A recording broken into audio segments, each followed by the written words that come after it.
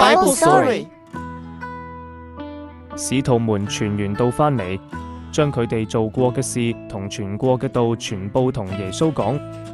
耶穌話：你哋同我一齊靜靜雞去曠野嗰度休息一陣。於是佢哋坐船，悄悄咁去曠野。但群眾見到佢哋，紛紛從各個城鎮行路過去，仲要跑得比佢哋仲快，先到嗰度。群眾知道耶穌去邊，就一窩蜂跟住去。佢哋嚟到耶穌身邊，因為見過耶穌喺病人身上行神蹟，就一心跟隨佢。耶穌見到咁多人，就心生憐憫，因為佢哋好似無牧人嘅羊咁無依無靠。於是耶穌同佢哋講述神國嘅道理，又醫治有病嘅人。耶穌開口教導好多道理，大家都聽得津津有味。但天色漸晚，門徒開始擔心起來。門徒同耶穌講：呢度係荒野，天都黑晒，請叫群眾散開，等佢哋去附近村落自己買嘢食。耶穌答：你哋俾啲嘢佢哋食啦。門徒話：就算用200銀幣買餅，每人分一啲，都係唔夠。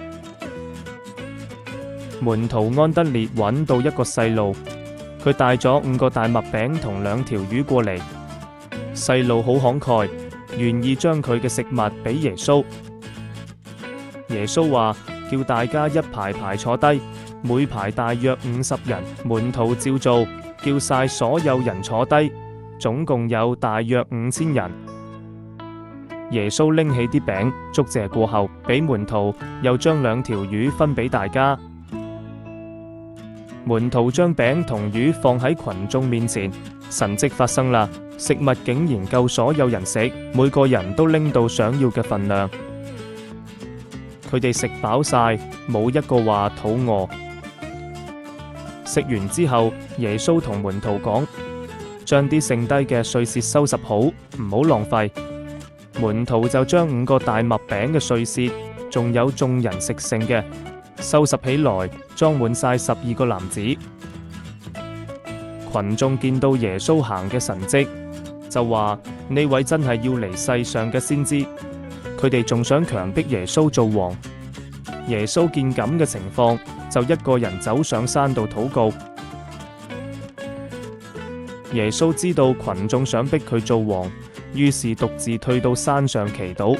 呢個神蹟顯示耶穌點樣供應眾人嘅需要，就好似用5個餅同2條魚食飽5000人咁神奇。Thanks for watching.